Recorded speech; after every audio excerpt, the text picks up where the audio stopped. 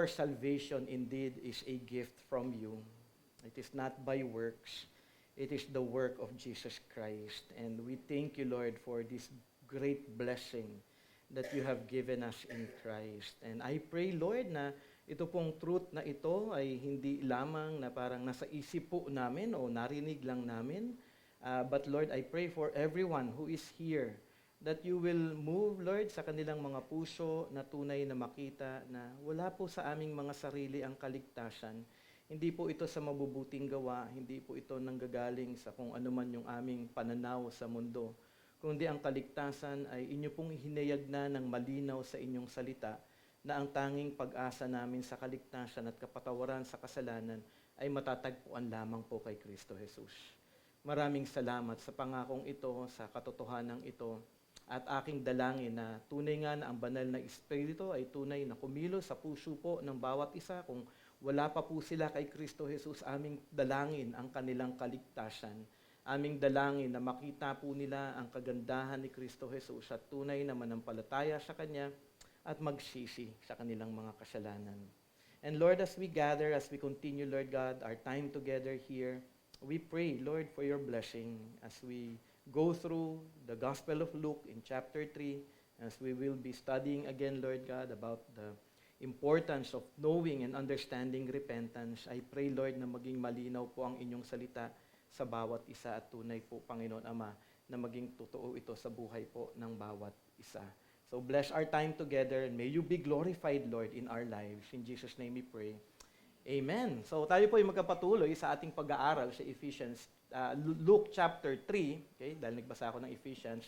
But sabi ko napaka-blessing po na minsan nakakapagpahinga ka ng Sunday service. At sabi pa nga ni Pastor Bob kahapon, dahil nga alam niyang busy, dahil dinescribe ko sa kanila yung aking workload.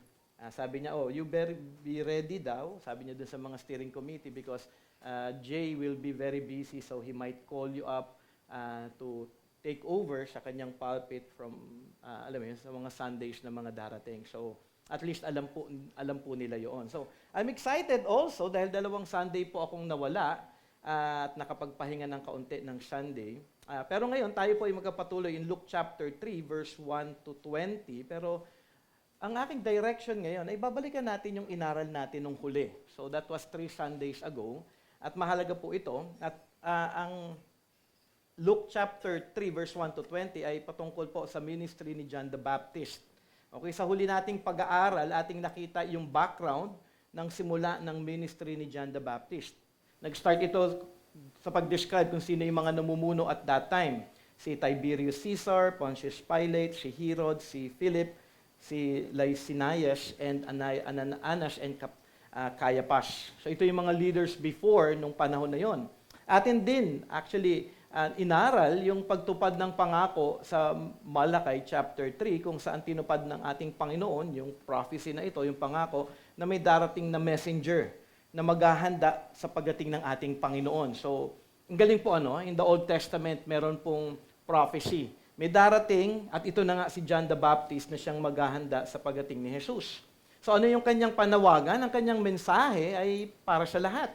Ang panawagan ni John the Baptist is repentance. At mahalaga po na maunawaan po natin ito. Sabi nga sa Luke chapter 3 verse 3, "And he went into all the region around the Jordan, proclaiming a baptism of repentance for the forgiveness of sin." So he was proclaiming, kung may message si John the Baptist, ito ay, sabi nga, baptism of repentance for the forgiveness of sin. At mahalaga na maunawaan po natin na ihanda na ninyo ang inyong mga puso na kayo ay magsisi dahil darating na ang tagapagligtas. So kung ito po yung panawagan ni John the Baptist noon, ito pa rin ang panawagan ngayon para sa lahat ng tao. Wala pong pagbabago. Kasi ang tao pa rin mula noon hanggang ngayon ay makasalanan at kailangan ng tao na magsisi sa kanyang mga nagawang kasalanan laban sa ating Diyos na banal. Kaya sa panawagang ito, ating makikita ang pagtutuwid at pag-rebuke ni John the Baptist sa mga tao noon, lalo na sa mga Pharisees o leaders ng mga Hudyo. Kasi may feeling po yung mga Pharisees doon at that time na, hindi, gumagawa ako ng mabuti, sumusunod ako, ginagawa ko yung mga kautusan, okay na ako. So yun yung kanilang pananaw. Ano yung paalala sa kanila ni John the Baptist? Okay, sabi sa Luke chapter 3 verse 8, bear fruit in keeping with repentance. Okay? Ang tunay na repentance ay may hatid na tunay na pagbabago sa buhay ng tao.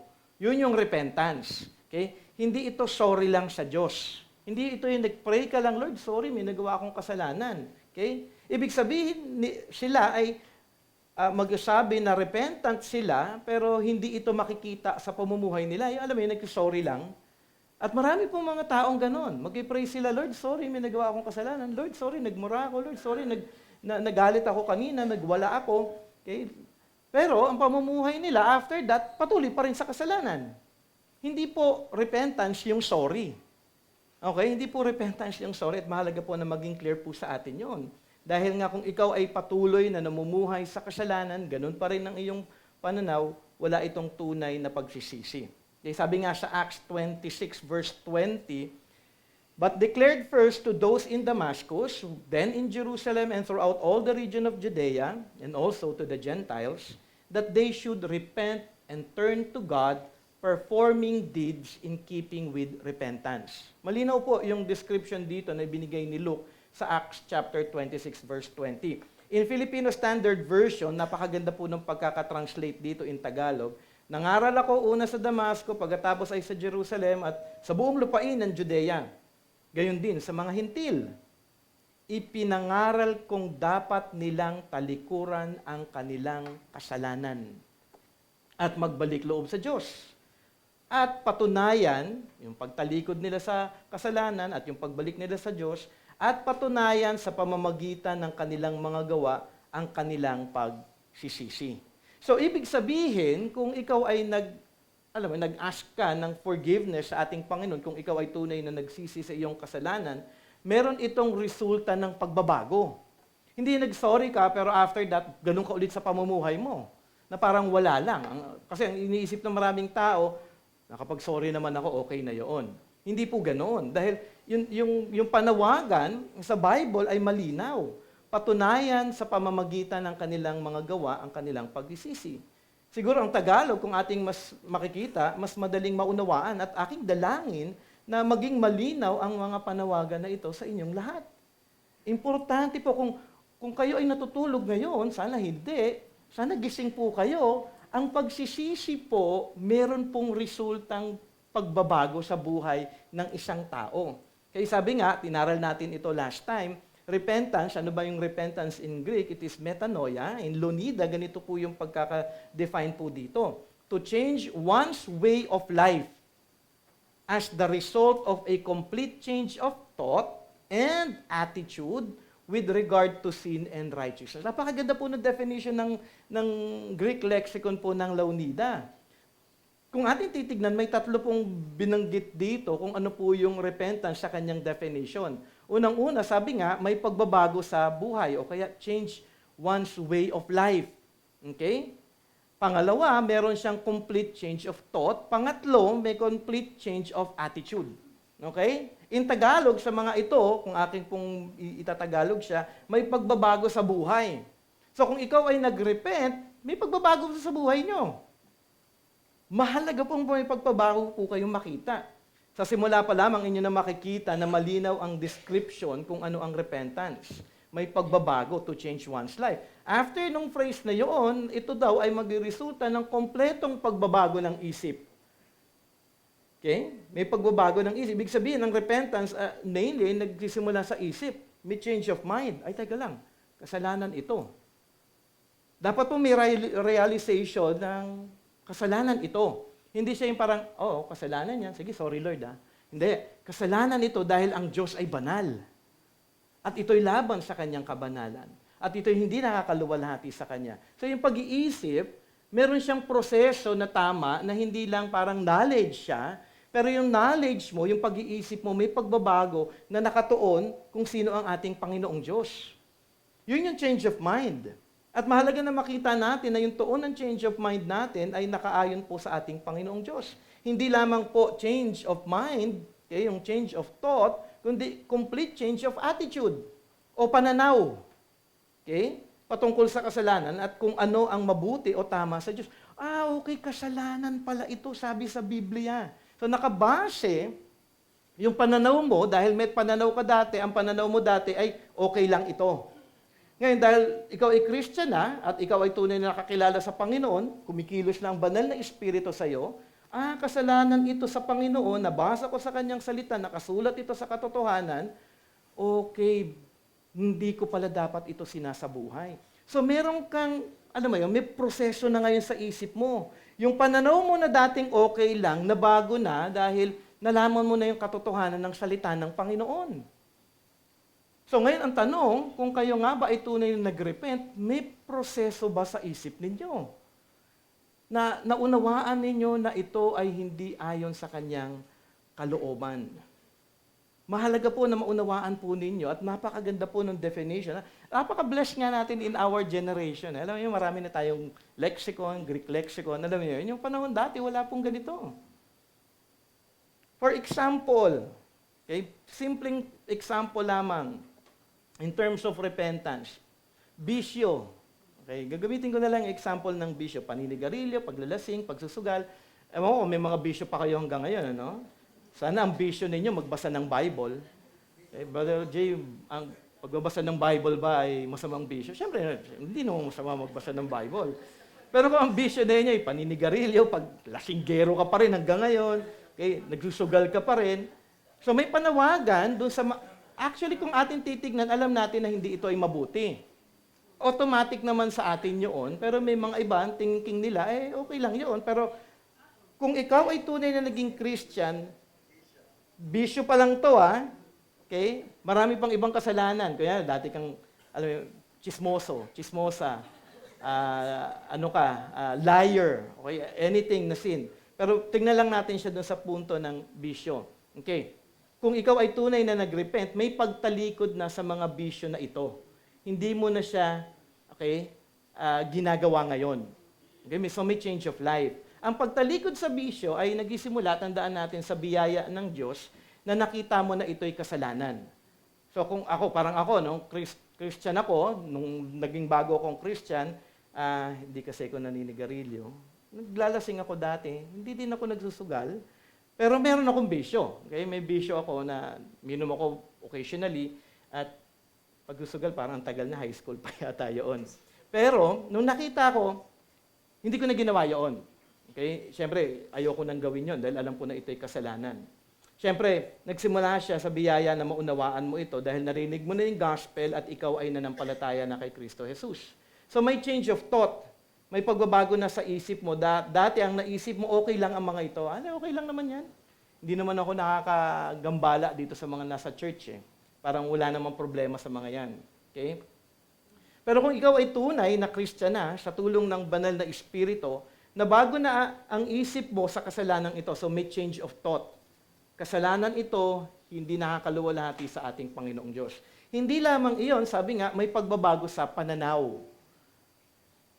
So hindi mo na siya ginagawa, nakita mo na ito at naisip mo, tapos may pagbabago sa pananaw. Hindi lang sa isip na hindi pala ito okay, kasi minsan ganun bakit di ka naninigarilyo? Sabi sa church namin, kasalanan daw yun Alam mo yun, parang nasabi lang, naisip mo lang, dahil nasabi lang. Pero walang pagbabago sa pananaw. Yung pagbabago sa pananaw, talagang may full understanding ka in accordance to the truth of God's Word, ayon sa salita ng Panginoon, kung bakit kasalanan siya. So hindi siya yung parang, sabi ni pastor, wag daw kaming maglasing. Sabi ni pastor, wag daw kaming magsugal. Pero hindi niya naunawaan. Naunawaan niyo yon? Kasi importante po ito pagdating sa repentance. Hindi ito parang sinabi lang. Ang isang tunay na repentance, talagang, inisip mong maigi na ito'y laban sa ating Panginoon. Kasi sabi nga, may pagbabago sa pananaw. Hindi lang inisip na hindi ito okay, na bagong pananaw mo, dahil ito pala ay kasalanan at hindi ito mabuti sa harap ng Diyos dahil ito ay laban sa kanyang nais at kalooban. Kaya ito ay unrighteousness. So ngayon, pag-uusapan natin, kunyari, paglalasing o yung bisyo, this is unrighteousness. So meron ka nakita, hindi pala ito tama or right before God.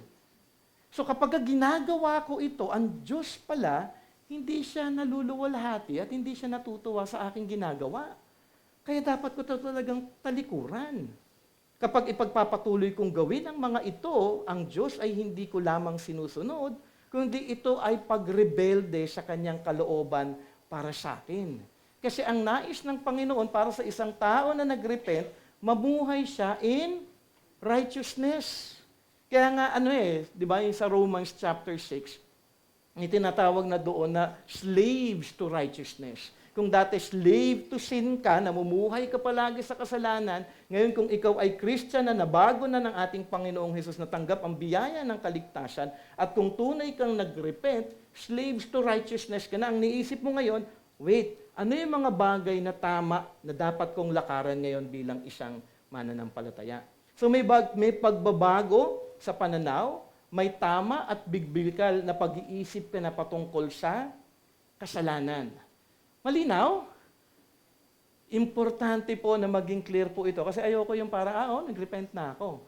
Ngayon, I do believe, importante na mas maunawaan ninyo kung ano ba talaga yung repentance in our own language, para binababa ko na ito, and I pray na sana makita nyo po yung importansya kung ano nga ba ang repentance. So ang tuon mo sa iyong paglakad sa buhay ay nakabase na ngayon hindi na kung ano ang nasa makasarili mong pag-iisip.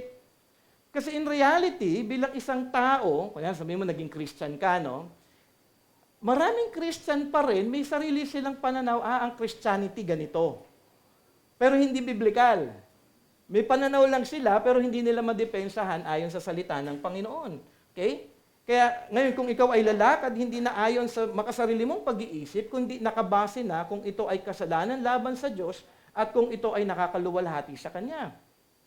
Lumalakad na nga ba ako na sumusunod sa Diyos at tinatalikuran na ang kasalanan o hindi? Kung ikaw ay patuloy pa rin sa kasalanan o namumuhay sa kasalanan, hindi ka tunay na nagrepent. Pwedeng nagsasorry ka lang, maganda naman yon, pero baka hindi ka nakaabot talaga sa kaluwalhatian ng Panginoon pa rin sa bagay na yon. Kasi makita dapat ninyo ang repentance sa life may evidence. Sabi nga sa verse 8, "And do not begin to say to yourselves, we have Abraham for our father, for I say to you that from these stones, God is able to raise up children to Abraham."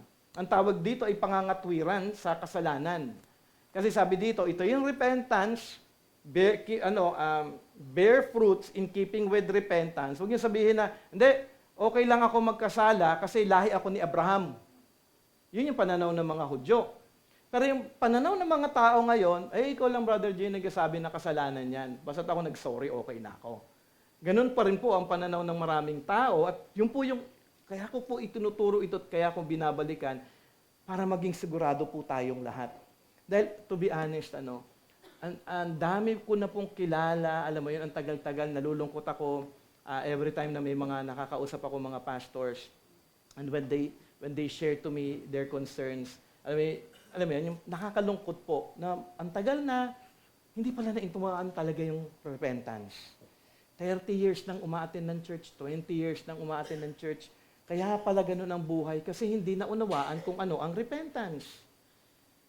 Kung ating ang titignan, ito, may mga pangangatwiran tayong lahat. In modern application, ang sasabihin ng iba, nagrepent na ako, umaattend na nga ako ng church palagi. Pero patuloy sa kasalanan, hindi ito repentance. Kasi ang thinking nila, nag-sorry na ako, attend na ako ng church. Pero hindi talaga tumatalikod sa kasalanan. Pinapatch up lang. Parang, sige, nagrepent na nga ako, mabuti na nga ako sa asawa ko. Ang dami ko nang narinig na ganyan. Alam mo yon, yung pagka kukumustahin mo na dahil may counseling siya, may sin siya, sasabihin niya, okay na kami. Ang daming patch up ba? Na tama, naunawaan na namin, pero hindi naman pala talaga. Hindi kasi nila naunawaan talaga yung repentance. Hindi dahil nag-a-attend ka ng church, ay nagrepent ka na. Minsan may mga ganong tao Nagrepent ako, batin nga ako mas maaga pa nga ako sa inyong lahat Walang makakauna sa akin. Kasi dito ako natutulog. Di ba? Mauna ka matulog dito a week before big, baka nauna ka sa akin. Okay? So, alam niyo yun, nakikita niyo po yun, kasi may pananaw po ang maraming tao na parang, okay, basta't ako nag-attend ng church, okay na ako. Righteousness po yun, na self-righteousness. Alam mo yung nagbibilang ka sa harapan ng Panginoon, Lord kita mo sorry ako kanina, maaga ako sa church. Parang binabayaran niya yung Panginoon. Pero wala pa rin talagang understanding na, alam mo yun, holy si God, kasalanan ito laban sa iyo. So ang tuon sa repentance ay nakita mo na ang iyong ginagawa ay kasalanan sa Diyos at nakita mo na ito ay pagtalikod sa kanyang kalooban.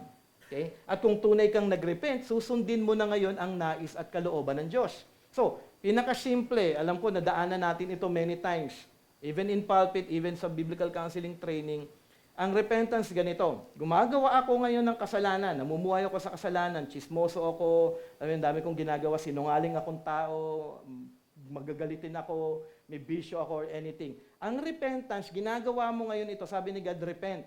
Tatalikuran mo ngayon yan. Gagawin mo ngayon yung mga bagay. Lord, kasalanan ito, by your grace, pinakita mong kasalanan ito. Ngayon, Lord, pinapakita mo sa akin kung ano yung dapat kong pamumuhay at ito na ngayon yung aking gagawin at susundin. So, ang repentance, may buhay. Pinatalikuran mo na yung mali at marami tayong mali. So, ibig sabihin, ganyan tayo ng ganyan. Kasi marami tayong kailangan baguhin eh. Di ba? And araw-araw, meron tayong mga dapat na iniiwan na akala natin at nakasanayan natin gawin na kasalanan. Araw-araw tayo ngayon dapat na nababago at sumusunod sa Diyos. So, araw-araw may kasalanan. Lord, thank you. Renewing of mind eh. Renewing ng pananaw. Hindi to tama, Lord pala. Ito yung dapat kong gawin. Okay? Kung ikaw ay Christian at nababalik ka dito, balik ka kagad dito sa pagsunod sa Panginoon. Kasi may life.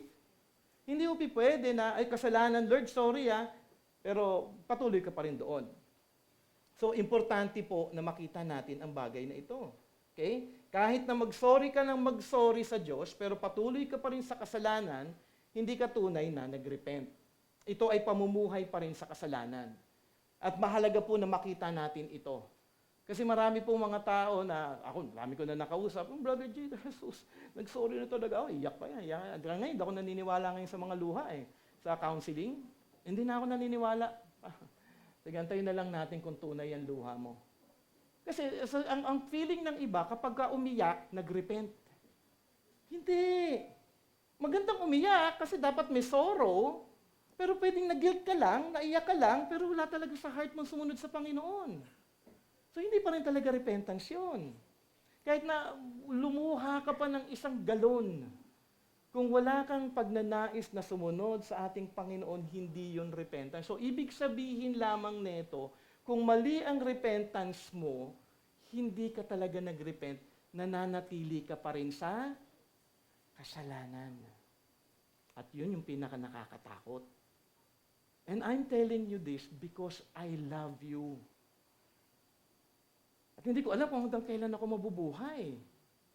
At bago ako mamatay, gusto kong makita ninyo kung ano talaga ang pagsisisi. At sa maabot na makakaya ko na maibaba kung ano ang repentance, I pray na sana maibaba ko siya ng tunay para tunay kayong tumugon ng may tamang pagtalikod sa kasalanan. Hindi yung parang okay lang ang buhay ninyo. Hindi. Ako actually nga, katulad kahapon, parang minasabi kong hindi tama o minagawa kong hindi tama. Alam mo, hanggang kapag gising ko sa umaga, nandiyan sa dibdib ko siya. Pero alam kong hindi siya big deal, Parang meron lang akong parang isang bagay na dapat di ko na lang ginawa. Kasi may guilt And then I prayed na, Lord, okay, sige, hindi ko na po ulit gagawin yung bagay na yon. Hindi ko alam kung kasalanan ba yun or something, pero may weight po siya sa aking dibdib. Kasi may takot po ako sa Diyos Kung may nagawa akong kasalanan laban sa Kanya, at ayokong manatili na gawin yung mga bagay na ito. Kaya naman yung panawagan actually ni John the Baptist is bear fruits. Fruits. Plural po ito sa Greek. Okay? Kung nag-repent ka, may pagbubunga ito ng maraming pagbabago sa buhay. Hindi ito yung parang, alam mo yun, ganun lang, okay na. Pero may change talaga sa life. Paano kung wala? Kung wala talagang repentance. Verse 9, actually sa Luke chapter 3, ay nakakatakot. Sabi doon, but indeed, the axe is already laid at the roots of the trees. Therefore, every tree that does not bear good fruit is cut down and thrown into the fire. Nababasa niyo po yun?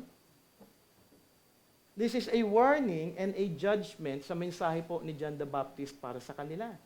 Kung Pharisees man yung kanyang pinagsasabihan at that time, the axe is laid to the root. At the trees. Ano ba yung root?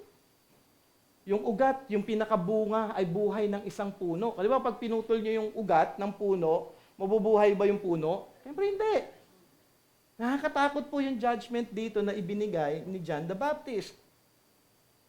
If you have John MacArthur Study Bible, at yung mga members, meron po nito lahat, okay, nakalagay doon, kung titignan mo yung comment doon, see Matthew 3:10. Kasi ginamit din ito sa Matthew 3:10. At pagdating mo sa Matthew 3:10, kung meron kang MacArthur Study Bible, may definition po siya doon na binigay si John MacArthur. Sabi nga, irreversible judgment was imminent. Nakakatakot, no? Irreversible. So, ibig sabihin, kung hindi ka nagre-repent, hindi ka talaga tunay na tumalikod sa iyong kasalanan, judgment ang kakaharapin mo. So kung kayo ay nagpapatuloy sa kasalanan, patuloy na hindi pa rin kayo natututo sa salita ng Panginoon, patuloy pa rin kayo na lumalakad sa mga bagay na kasalanan sa kanyang harapan, judgment is imminent. Okay? Irreversible judgment. Ibig sabihin, kung ikaw ay magkapatuloy, hindi ka tunay na nagre-repent, judgment. Sabi nga, irreversible judgment. So kung ikaw ay hindi mananampalataya o nananampalataya kay Jesus at hindi ka tatalikod sa kasalanan, irreversible judgment ang kakaharapin mo. Hindi ko kayo tinatakot, pero dapat matakot kayo. Kasi ang daming mga Christian na nagsasabing Christian sila, pero ang kanilang pamumuhay patuloy na tumatalikod pa rin sa Panginoon. At I pray na hindi na po sana kayo ngayon ganyan after ng service po na ito. Ano pa ang sabi ni John the Baptist sa Luke 3:9? May irreversible judgment at ito dahil sa iyong pamumuhay sa kasalanan. Sabi nga, bear fruits in keeping with repentance. And then sabi din niya sa verse 9, every tree that does not bear good fruit, hindi ka nagbabago, walang good fruit, okay, is cut down and thrown into fire. So, kung walang tunay na pagtalikod sa kasalanan, patuloy na pamumuhay, ginagawa mo kung ano ang gusto mo, gusto ko eh. Si pastor lang naman, napakahigpit niyan eh. Actually, it's not that way. You don't look at me. You look at the Word of God. Isipin niyo kung ano yung sinasabi ng Panginoon. Talaga ba kayo lumalakad ayon sa Kanyang salita? So kung walang tunay na pagtalikod sa kasalanan, patuloy sa pamumuhay na ginagawa kung anong gusto mo sa buhay at wala talagang tunay na pagsunod at pagpapasakop sa Diyos, you will thrown in the fire, eternal punishment. Meron pong kakaharapin na judgment sa iyo, pang sa walang hanggan. So wag mong isipin na nasa church ka ngayon at okay ka na. Hindi ito yung kasiguruhan mo. Di ba maraming yung merong sinabi si Jesus Christ na many will come and say to me, Lord, Lord, and then sasabihin niya itong mga ito, dami niyang ginawa, dami niyang ganito, pero wala talagang, yung tao kasi niya, walang tunay na pananampalataya, walang pagtalikod talaga sa kasalanan, kung may ginagawa siyang kabutihan, binibilang niya na ito'y kanyang kaligtasan. Kaya ano sabi ni Jesus Christ? Turn away from me. Tumalikod ka, lumayo ka sa akin. You, workers of lawlessness. Okay? So mahalaga na makita ninyo ito sa inyong buhay. May tunay nga bang pagtalikod sa kasalanan? Then verse 10 to 14, nagbigay ng example o description kung ano ang repentance. So, makikita po natin ito sa ating PowerPoint. Antayin lang natin. Yan. Sister Blue, pamove lang. Ito na pala. Sige, doon muna. Yun na pala yun. Okay, sorry. Luke 10:14, sabi dito, kung makikita natin, the crowds asked him, what then shall we do? Kasi, ano ngayon ang gagawin namin? Yun yung tamang response sa faith. If you have faith, okay, Lord, makasalanan ako. Ano ngayon ang gagawin ko? So may desire ka na for righteousness. Ang mga unbelievers, walang desire yan for righteousness.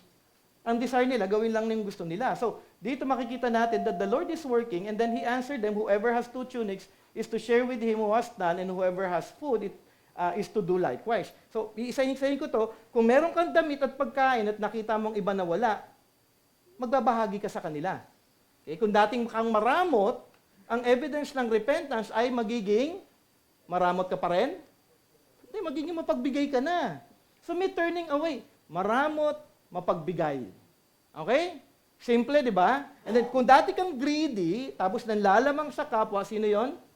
Yung tax collector. Okay? Greedy siya sa pera. Yung tax collector, talagang, alam mo, mukhang pera. Okay? Tatalikuran mo ang kasalanan mo, okay, at magiging patas ka sa kapwa mo. Hindi ka naman lalamang. O hindi ka naman dadaya. So kung dati kang mandaraya, mandurugas, hindi ka na dapat nagiging mandaraya at mandurugas ngayon kung ikaw ay tunay na Kristiyano. Kung tunay kang nagrepent.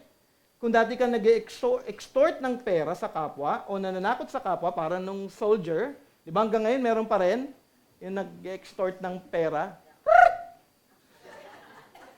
Tapos aantayin ka ngayon. Di ba? So, tatalikuran mo na yon at hindi ka, alam mo yun, mag-extort ng kapwa mo at the same time, magiging kontento ka na sa buhay. So, yung mga alimbawang ito, simple lang. May action. So, ibig sabihin, may pagbabago. So, ngayon, ang isipin ninyo sa sarili nyo ngayon at isipin nyo ito mabuti, meron nga bang pagbabago sa aking buhay? Meron na ba akong pagkilala sa kabanalan ng Diyos?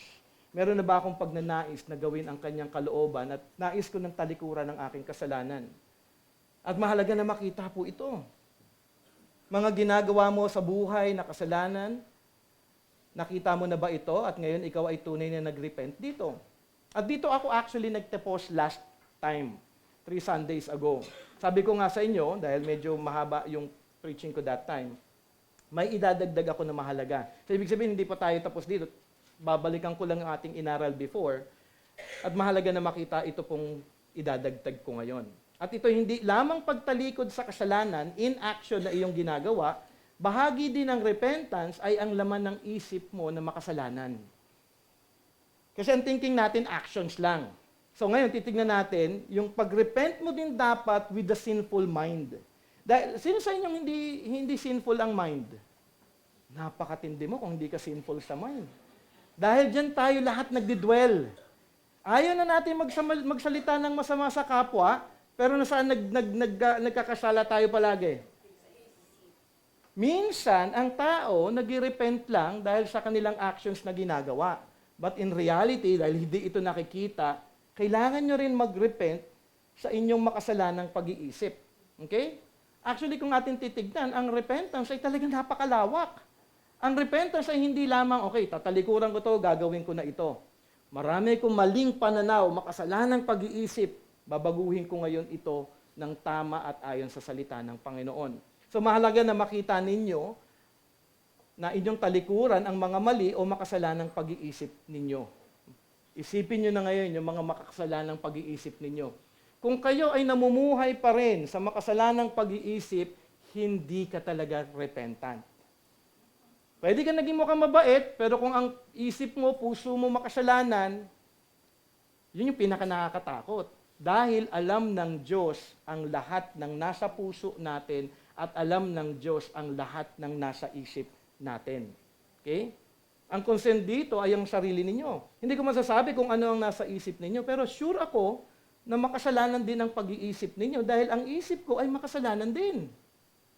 Lahat tayo ay makasalanan sa pag-iisip. Pero tayo mga Christian, may panawagan po tayo sa Romans chapter 12 verse 2. Sabi sa Romans chapter 12, 2, yung context lang Romans chapter 11, in-explain ni Paul dito yung mercy ni God. Kailangan ng tao ang awa ng Diyos upang siya ay mapatawad at upang siya ay maligtas. And then Romans chapter 12 verse 1, by the mercies of God.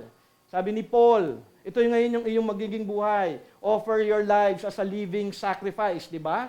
So dahil natanggap mo na yung mercy ni God, maganda ba yung mercy ni God? Alam niyo ba kung ano yung mercy? Dapat tayo lahat sa impyerno.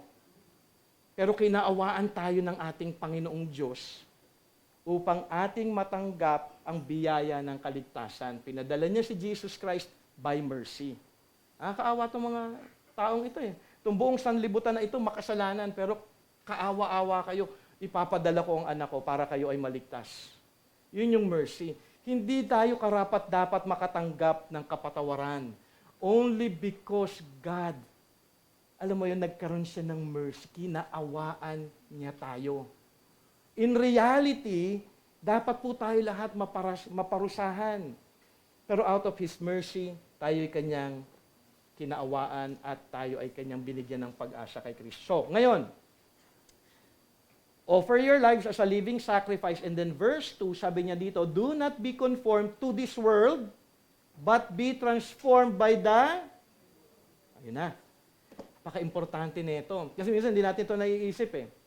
Ngayon, ibig sabihin, ang dami mo dating iniisip na makasalanan ka, ginagawa mo lahat ito, iniisip mo ito sa iyong kapwa, sabi, be transformed with the renewal of your mind. That by testing you may discern what is the will of God. So iniisip mo ngayon siya, okay, hindi to will ni God ah.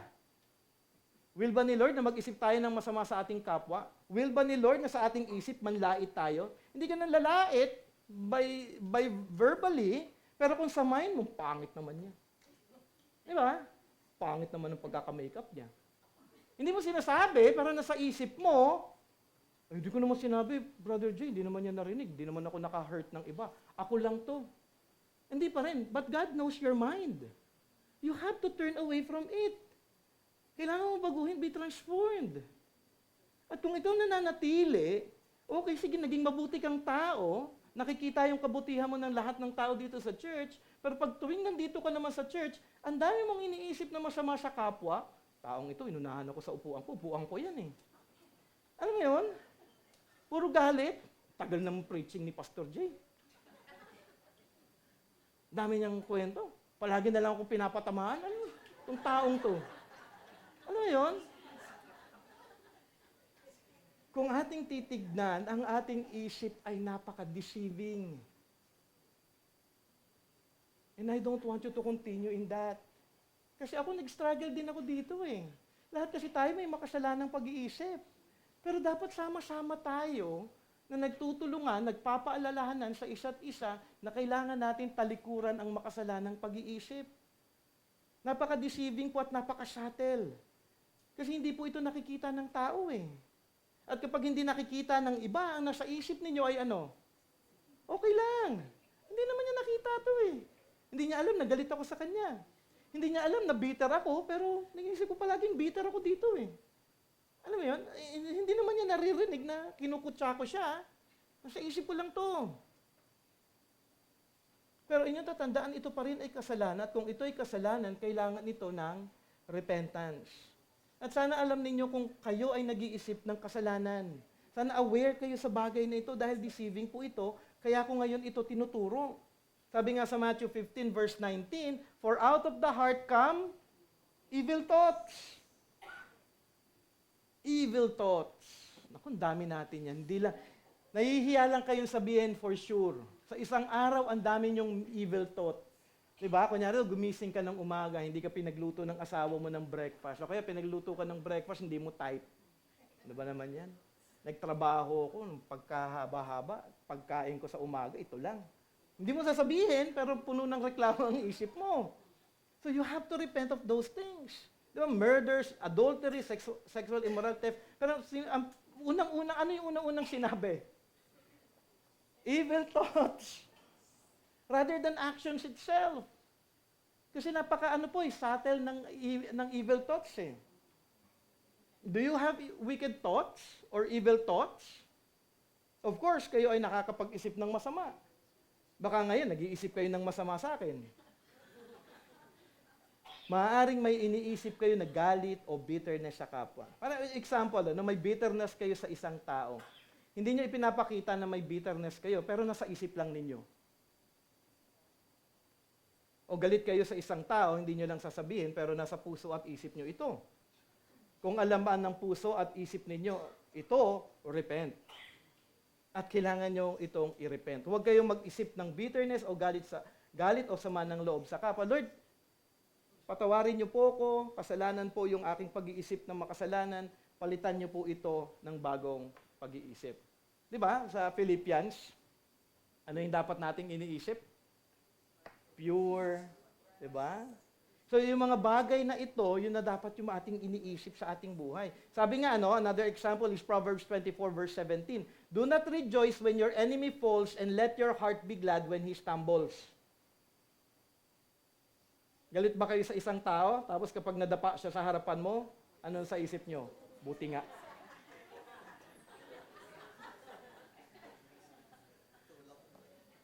Kapag hindi naging maayos ang buhay niya, alam mo yun, hindi naging, may business siya. Itong yabang kasi nito, nag-business. Buti nga, bumagsak yung negosyo niya. Ayun, pag-iisip ng masama sa kanyang kapwa. Tama lang na mangyari yan sa kanya, mayabang siya. Parusa yan sa kanya. Christian thinking ba yun? Hindi nyo sasabihin. Kung meron lang kunyari, subtitle, ano kaya biglang gawin ni God yun, yung may subtitle sa taas ng ulo mo, siguro kontrolado kayo. Pag dadaan ko diyari, yung isang kapatiran, ang ganda-ganda po. Ang bait-bait mo. Pero hindi ganun eh. We are deceived na thinking natin, hindi naman nila ito nakikita, okay lang. At ganun po kamakasalanan ng ating puso dahil ang thinking natin, okay lang ito. Matthew 5:28, but I say to you that everyone who looks at a woman with lustful intent has already committed adultery with her in his heart. Isip lang, kasalanan na. Ay, hindi ko naman siya ginagawa ng masama. Naalala ko yung isang example dun sa counseling book na aking pinakikinggan, audio book po yun, yung counseling hard cases. At matindi yung sin ng taong ito, tapos ang isang sin niya na alam mo, lumalabas sa kanyang buhay, marami siyang sin at bahagi ng sin niya ay every time daw na uma-attend siya ng church, he will fall into lustful thoughts sa mga kakababaihan sa church. Struggle niya yan eh. Nakalagay sa Bible, hindi naman yung pwedeng, alam mo yun, yung parang hindi nangyayari. Kaya titignan mo itong babaeng ito. Kasi hindi siya nakikita. Wala naman akong ginagawa, nakatingin lang naman ako sa kanya eh. Pero kung may lust, that is already adultery or that is already sexual immorality. Kaya nga, you may look nice, you may look okay, you may look kind, pero kung ang nasa isip mo ay puno ng lustful thoughts, repent of it. Hindi ito nakakaluwalhati sa ating Panginoon. Go to God and ask for mercy and forgive and ask for mercy and forgiveness and repent. Talikuran mo ang mga kasalanan na pag-iisip na ito. Let me give you one more important sinful thought na nagpapatuloy sa maraming Christian.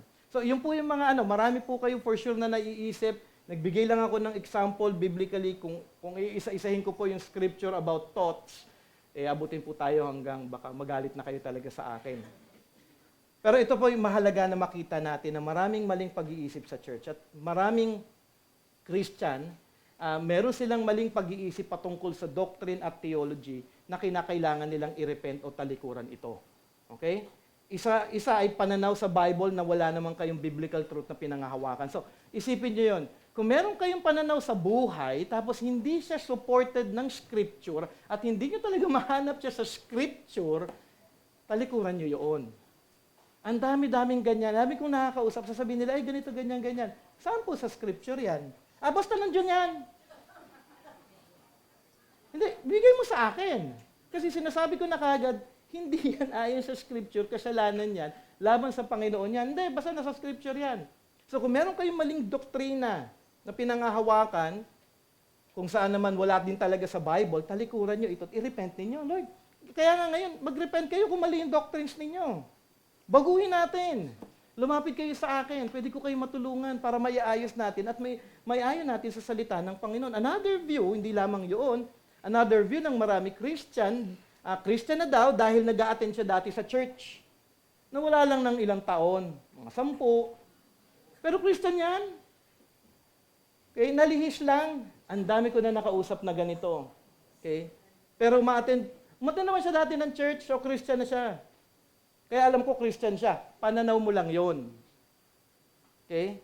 Sabi sa 1 John 2:19, they went out from us, but they were not of us. For if they had been of us, they would have continued with us. But they went out that it might become plain that they all are not of Ask. Simple lang. Siyempre, isipin niyo yun, pati ba yan, Brother Jay, kailangan i-repent? Yes. Because unbiblical thoughts are still sin. Kung ang thoughts mo about salvation ay hindi gospel-centered, Christ-centered, parang sinasabi mo ngayon kay God, hindi importante si Christ. Ang importante sa'yo, nag-attend siya ng church. Kasi ang dami pong magsasabi, nag-attend niya ng church, Christian na. You don't define people in the church if they attend Christian na sila. You attend them with their understanding of the gospel and the way they live their lives. Huwag po kayong maggawa ng bago ninyong doktrina. Paggawa yan ng bagong doktrina eh. Ang iniisip kasi ngayon, kapag ganyan ang pananaw mo, para kang nagiging Pharisee. Ituturo mo ngayon yan sa ibang tao. Ngayon, okay, kapag pala nag-attend ng church, Christian na. Patay tayong bata, ayaw kapag gano'n. Di ba? Nag-create kayo ng bago ninyong mga tagasunod na hindi naman biblical ang pag-iisip. Kasi hindi siya gospel-centered, hindi siya Christ-centered. Kung hindi Christ-centered at gospel-centered, that is sin. Why? Because that is against God. That is against the work of Christ. Parang sinasabi mo ngayon, hindi importante yung ginawa ni Kristo, ang importante nag-a-attend siya ng church. At importante yung pananaw ko kaysa sa sinasabi ng Bible. Malinaw yun. At tayong mga Kristiyano, marami pa rin ganito, ang dami nating excess baggage, pag-iisip, pamumuhay. Kaya nga minsan, baka ang iniisip ninyo, pag sinasabi ko palaging, the Christian life is a life of, kasi ang dami nating kailangan i-repent. Napakarami. I tell you, napakarami nating kailangan i-repent. Hindi porket nagsisi na kayo, nanampalataya na kayo, okay na.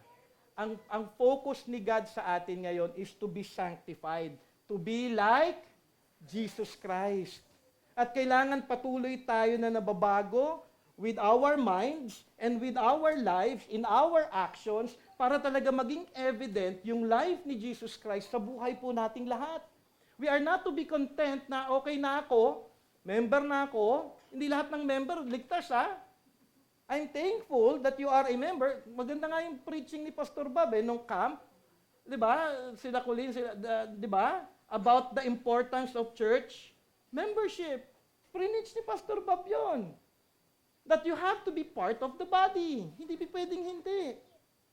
So, importante po na makita po natin ito. Okay?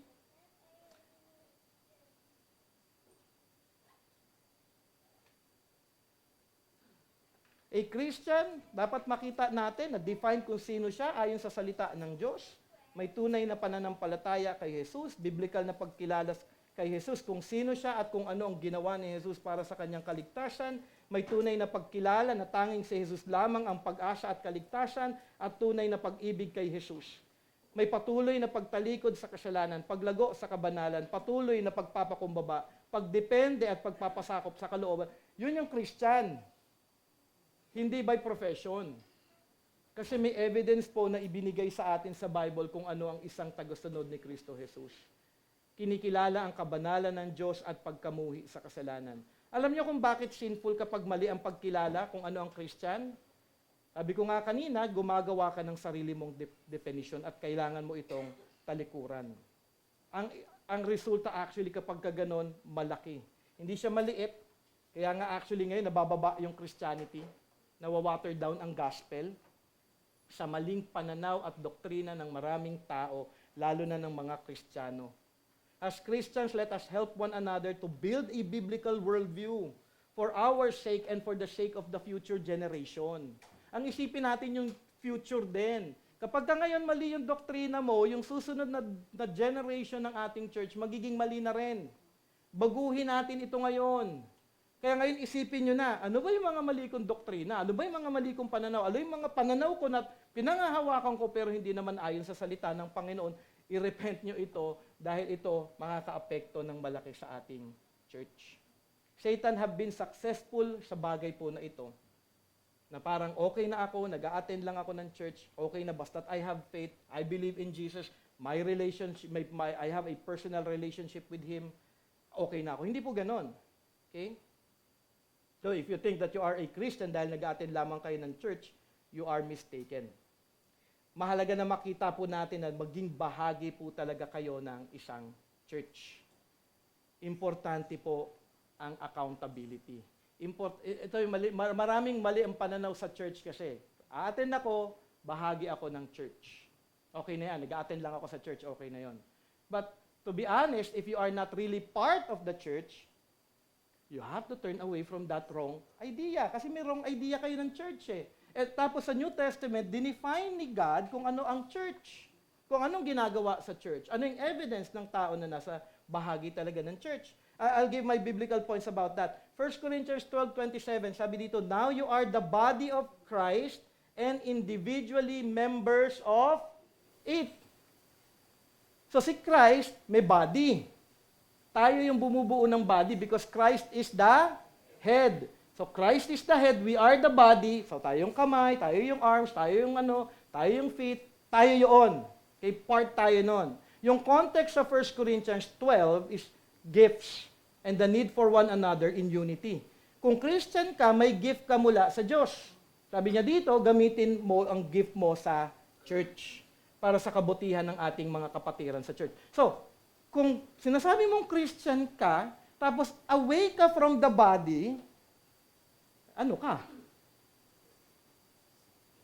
Thinking mo lang Christian ka, pero hindi ka talaga Christian. Kasi hindi ka bahagi ng church eh. Kasi may gift sa'yo eh. Kung may gift na binigay sa'yo si God, importante ito makita ninyo. Kasi do not play with the understanding of church. If you have a gift, saan mo gamitin daw yung gift? Para sa sarili mo? Para lang sa pamilya ko? Para lang sa mga kaibigan ko? Ka-office mate ko? Hindi. You use the gift where? If you have a gift, use it in the church. If you're not using any gift in the church, then you are not part of the body. Naunawaan niyo yun? Simple lang po ang Bible. Kailangan niyo lang talagang aralin. Kaya nga si Pastor Bob, pinipress niya yun sa young adults eh. Maging sa mga youth yung importance ng being a member. Kasi kung sasabihin mong Christian ka, tapos di ka bahagi ng church, baka nga hindi ka Christian. Kung tunay kang Christian, ikaw ay dapat na bahagi ng church. You serve one another. So to serve one another and to be a blessing to other believers. Another passage, Romans 12:3-8. For by the grace given to me, I say to everyone among you not to think of himself more highly than he ought to think, but to think with sober judgment, each according to the measure of faith that God has assigned.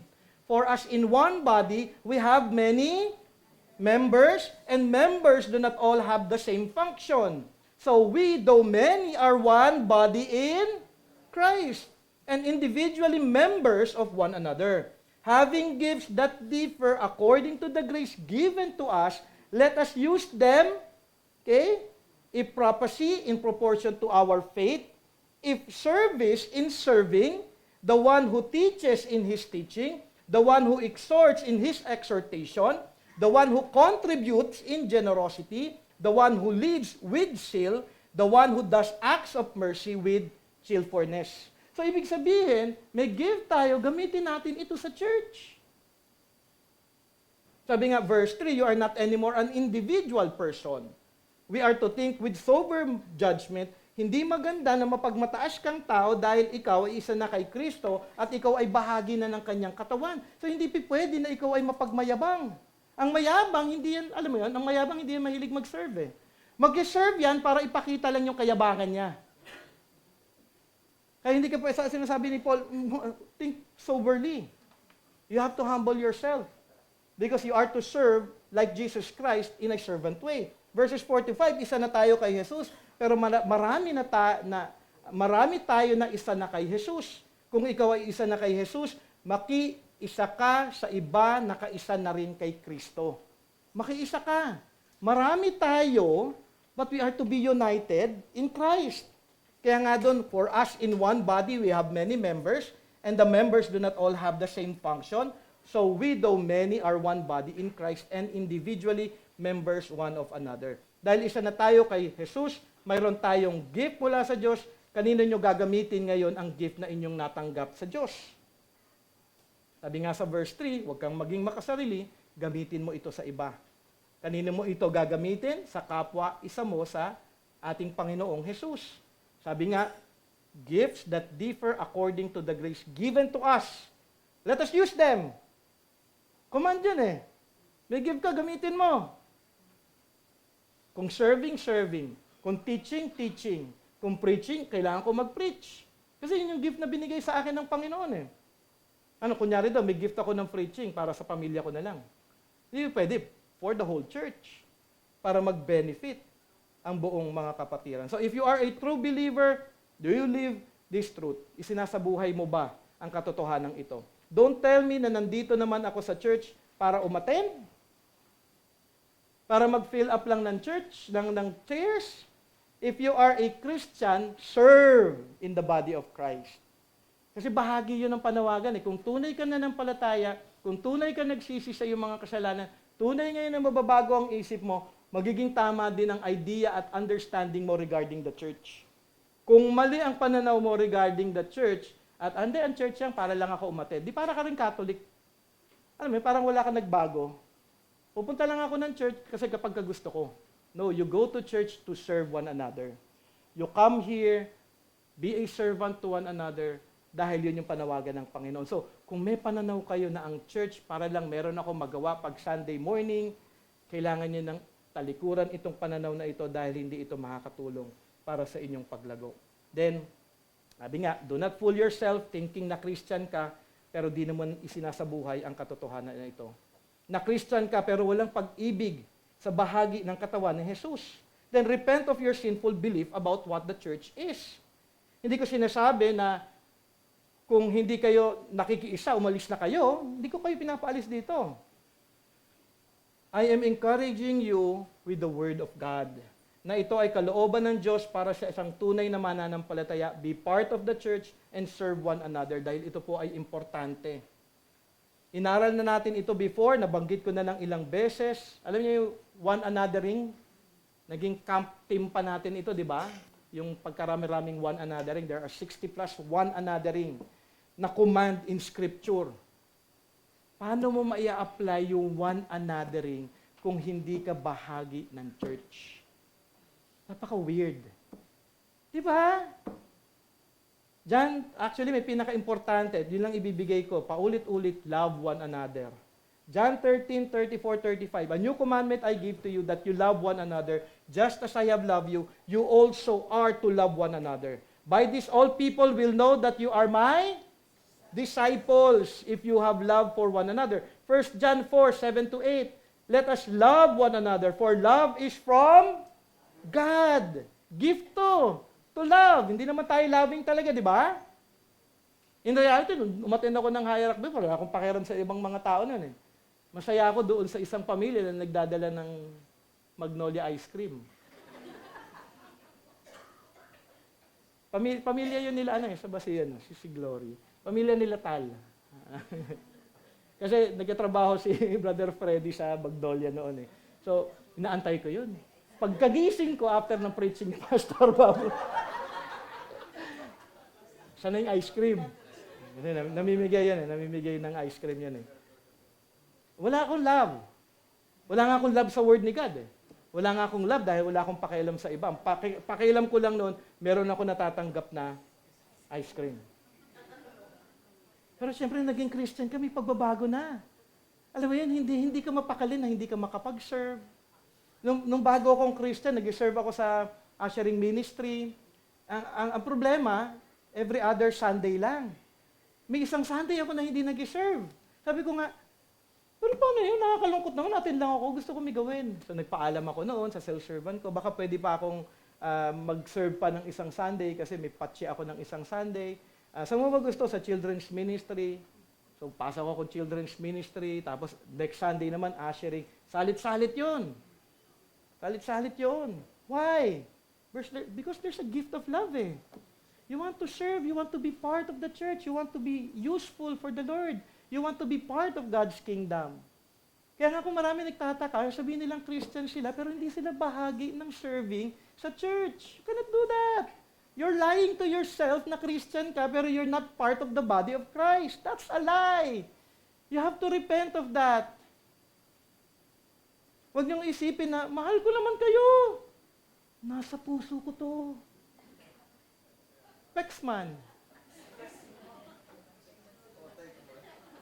Pero wala sa church. After ng service, uuwi na. Bahala kayo dyan.